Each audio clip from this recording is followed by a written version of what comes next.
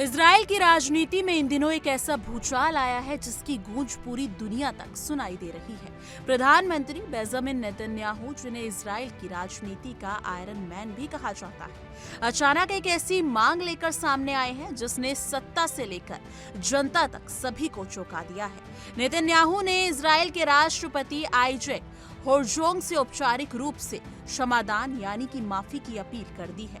ये अपील सिर्फ एक सामान्य कागज नहीं बल्कि 111 पेज की एक भारी भरकम कानूनी फाइल है, जिसमें नेतन्याहू की ओर से कहा गया है कि उन पर चल रहे भ्रष्टाचार, धोखाधड़ी और विश्वासघात जैसे गंभीर मामलों में ट्रायल को तुरंत खत्म कर दिया जाए, क्योंकि ये देश हित में है। 5 साल से चल रहा है ट्रायल, अचानक देश हित का मुद्दा कैसे बन गया, यही सवाल लोगों के दिमाग में घूम रहा है। इस फाइल को मिलते ही राष्ट्रपति कार्यालय में हलचल मच गई। राष्ट्रपति के स्टाफ ने स्वीकार किया कि उन्हें प्रधानमंत्री के वकील का 111 पन्नों का आवेदन मिल चुका है और इसे आगे की प्रक्रिया के लिए न्याय मंत्रालय के माफी विभाग में भेज दिया गया है। लेकिन इसके साथ ही राष्ट्रपति दफ्तर की एक लाइन ने सबको हैरान कर दिया। उन्होंने कहा, ये बहुत बड़ा अनुरोध है जिसके बड़े मतलब है कि और सभी जरूरी कानूनी राय मिलने के बाद ही राष्ट्रपति इस पर निर्णय लेंगे। ये बयान जितना साधारण लगता है उतना है नहीं। इजराइल के राष्ट्रपति हालात में राष्ट्रपति का ये कहना दरअसल ये संकेत देता है कि मामला नाजुक, संवेदनशील और शायद राजनीतिक रूप से विस्फोटक है। माफी का ये मुद्दा चौथी बार तब और गर्म हो गया जब एक और बड़ी जानकारी सामने आई। अमेरिका के राष्ट्रपति डोनाल्ड ट्रंप ने कुछ हफ्ते पहले ही राष्ट्रपति हेरजोग को चिट्ठी लिखकर नेतन्याहू के लिए माफी की सिफारिश की थी। ट्रंप का नेतन्याहू से पुराना और उतार चढ़ाव वाला संबंध रहा है, लेकिन ये पहली बार है जब किसी विदेशी नेता ने इजराइल के राष्ट्रपति से किसी पर चल रहे मुकदमे में दखल देने की अपील की है। इस चिट्ठी ने माफी के पूरे विवाद को और भी गर्म बना दिया है और विपक्ष से राजनीतिक दबाव और अंतर्राष्ट्रीय हस्तक्षेप बताकर सरकार पर और हमला बोल रहा है। अब अगर बात करें इन केसों की तो नेतन्याहू पर 3 बड़े और गंभीर आरोप हैं। पहला, अमीर समर्थकों से महंगे गिफ्ट और फायदे लेना। दूसरा, एक बड़े अखबार समूह से पॉजिटिव कवरेज के बदले राजनीतिक लाभ का सौदा। और तीसरा, व्यापारिक समूहों को सरकारी नियमों में ढील देकर बदले में मीडिया पर नियंत्रण हासिल करने की कोशिश। ये तीनों मामले मिलकर पिछले 5 साल से इजराइल की राजनीति को झकझोर चुके हैं।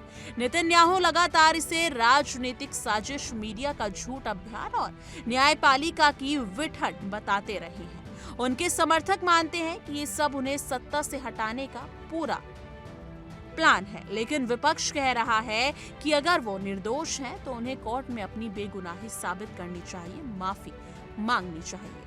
विपक्ष ने तो इस पूरे मामले से एक और गंभीर आरोप जोड़ दिया है। उनका कहना है कि नेतन्याहू गाजा में चल रहे युद्ध को जानबूझकर लंबा खींच रहे हैं ताकि वो सत्ता में बने रहे और इस बीच अपने कानूनी मामलों से बचने का रास्ता निकाल सके।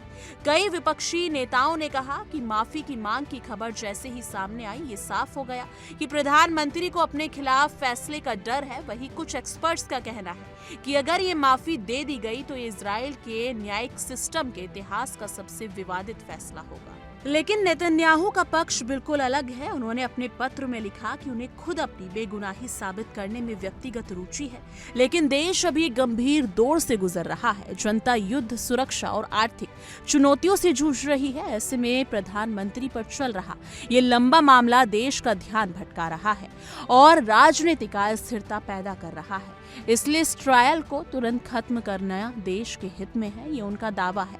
लेकिन आलोचक कहते हैं कि देश हित का तर्क देना सिर्फ एक राजनीतिक ढाल है और इसका असली मकसद कानूनी खतरे से छुटकारा पाना है। अब असली पेच यहाँ आता है कि इजराइल में सजा से पहले राष्ट्रपति किसी को माफी दे सकते हैं। तकनीकी रूप से हाँ, लेकिन व्यापारिक रूप से ऐसा लगभग कभी नहीं हुआ। पिछले कई दशकों में सिर्फ एक बार भी वो 1986 में हुआ था। एक खास सुरक्षा मामले में ऐसा किया गया था। यानी नेतन्याहू की अपील एक तरह से इतिहास में दूसरा मौका होगी। और इसलिए ये मामला और भी बड़ा और संवेदनशील बन जाएगा। कानूनी एक्सपर्ट्स कह रहे हैं कि अगर माफी मिल गई तो ये मिसाल भविष्य की हर सरकार और हर नेता पर लागू होगी और इससे न्यायिक प्रक्रिया पर लोगों का विश्वास कमजोर हो सकता है। अब पूरी दुनिया इस फैसले का इंतजार कर रही है। अगर राष्ट्रपति नेतन्याहू को माफी दे देते हैं तो वो तुरंत सभी आरोपों से मुक्त हो जाएंगे, सत्ता और मजबूत होगी और उनका राजनीतिक भविष्य सुरक्षित हो जाएगा। लेकिन अगर माफी नहीं मिली तो ट्रायल फिर तेजी से आगे बढ़ेगा और संभव है कि उन्हें पद छोड़ना पड़े। यानी ये मामला सिर्फ एक केस नहीं बल्कि इजराइल की सत्ता का भविष्य तय करेगा। इस मुद्दे पर आपकी क्या राय है, कमेंट सेक्शन में जरूर साझा कीजिएगा।